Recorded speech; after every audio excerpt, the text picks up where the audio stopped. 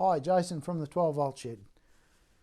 Here today to start our series about batteries. This is a topic that a lot of you will want to know a lot about. It's one of those topics that is not an easy one to cover, so we're going to split this up across a series of videos.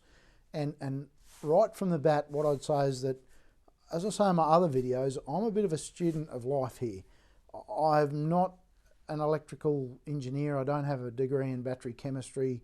I can't get into the nitty gritty of the SO4s and PBs and oxides, but what I can share with you is the knowledge I have got, what I've learned working for a battery company, what I've learned working for a charger company. So at the end of the day, a battery should be called a cause and consequence box. On any automotive vehicle, there are two components on that vehicle that the vehicle manufacturers absolutely struggle with. One is batteries and one is tyres. There's no doubt about that. They're the two things that are not in their control of manufacture, and they're the two things that really suffer from conditions beyond their control. In other words, a tyre can't wear itself out. If you sit a tyre in its active state on a piece of concrete, it cannot wear itself out. You need to apply the wrong pressure, you need to drive it wrong, you need to have the wrong wheel alignment. There are a number of factors that you need to apply to a tyre to destroy it. A battery is no different. A battery sitting here in its native state, there are things that can go wrong internally within a battery, but they're minimal and they're rare. They're not all that common. So a battery often will be the result of something that's happened to it. Now, okay, you can call me a conspiracy theorist or a rambling idiot, that's fine, but I've long believed that the battery industry as a whole, they don't really mind if you don't charge it right, and the charger industry don't really understand batteries the way they probably should. Now, I've probably just pissed off a whole heap of battery charger manufacturers and a whole heap of battery manufacturers. But the reality is that there's probably not many times in the world of business where the two sit down and build a product in conjunction with each other. Then there's the data sheets and what I call the black magic of battery speak. There's numbers and figures that seem magical. I mean, I often tell people that batteries, because people say, how do batteries work? I say, PFM, pure friggin' magic. That's what happens, it's just PFM. There's even the smoke theory where the battery is a large container of smoke. You need big cables because you need to pass a lot of smoke to run a starter motor. And then little small cables for electronics components. And we know when it dies because the smoke comes out of something, which is, it's a humorous theory. But at the end of the day, it kind of goes to the fact that there's a bit of magic around a battery. So what we aim to do today is to simplify that down for you, so bear with us. A battery is a chemistry set. It's a little chemical reactor. It's no different than electroplating. You drop two dissimilar metals in an acidic solution and you'll get electrons to flow between those metals. You can actually make a battery at home. If you grab 4 lemons and give them a good squeeze and stick a copper nail and a zinc nail in, and join the negative and positive from each, so the zinc to the copper, so forth, you'll get an LED light to glow.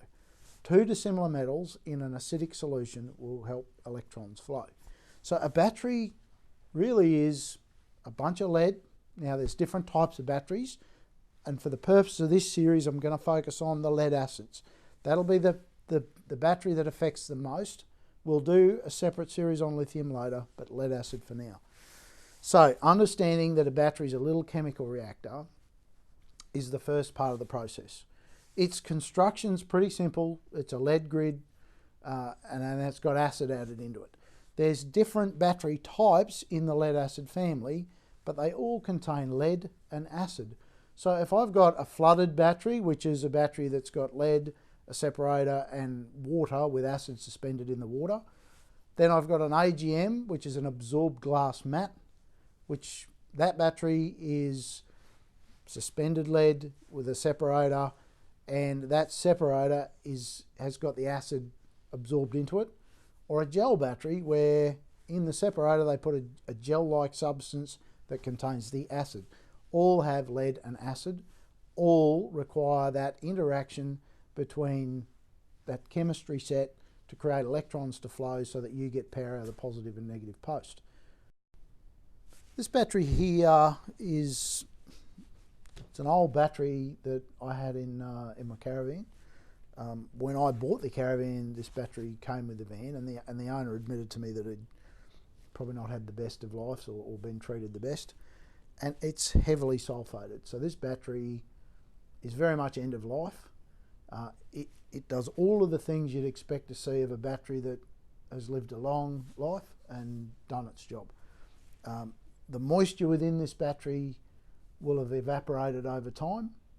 The number of times that it's been discharged, below that 12 volts will have been many, and it will have sulfated that lead plate. So this battery now I can charge for 8 hours, and it'll run a strip light like the one behind me for about half an hour. It can hold voltage, but it has no capacity in the battery. It's chemically not capable of sustaining itself any longer, and its life has tapered off to a point where it's really not good to have in a van for camping. So we will now recycle this battery, which is great about lead batteries, that they can literally melt it down and make a fresh lead ingot and recreate that battery. The plastics can be ground up and recycled. There's some issues with the lead impregnation into the plastic, I believe, but for the better part, mostly recyclable. Even some of the terminals can be refurbished or remelted. So this is an old battery, and that's kind of what happens to batteries at their end of life. Is that the day a battery is born, like you and I, it has a death date. So it has a shelf life. It is not a finite product that will last indefinitely. That battery will consume itself and deplete itself over time, sitting on a shelf just doing nothing. A battery will self-discharge over time. Some batteries self-discharge less than others, but typically a battery will self-discharge over time. So yeah, every battery has a life, and it has a number of cycles that it will do. I've spoken to many industry experts about what's considered a cycle, whether a cycle is from full to empty. Some would consider a cycle any discharge. So even if I took 20 amps out of a battery or 10 amps, they would consider that a cycle, and then a return is a cycle. I don't know, I don't physically know, but it's good for a number of times to be used. Let's just say that. So yeah, so a battery has a life, and how you treat that battery will very much determine the length of that life. Understand that a 12 volt battery is flat at 12 volts. I think many of us have used the AA batteries. That's what we've sort of established our basis of understanding of batteries from the AA battery, or little AAAs, whatever, that you just discharge them until there's nothing left in them and you throw them in the bin. Some people would say that a battery's flat when the lights don't come on in their car. That's the point that a battery's really not in a good place. A battery at that point is the equivalent of me ringing and saying you have a family member on life support. Even if we can recover them, they will never be the same again. They might have some brain damage or some physical damage. That's the equivalent of running a battery right down to zero. Some batteries can do it. There are battery technologies like the lead crystal that can handle a much deeper discharge without the effects of sulfation.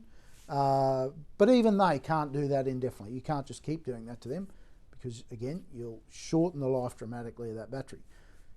So that's something to keep in mind. Understanding your battery's low 100% usage point is very important. You'll find that in your user manual and data sheet.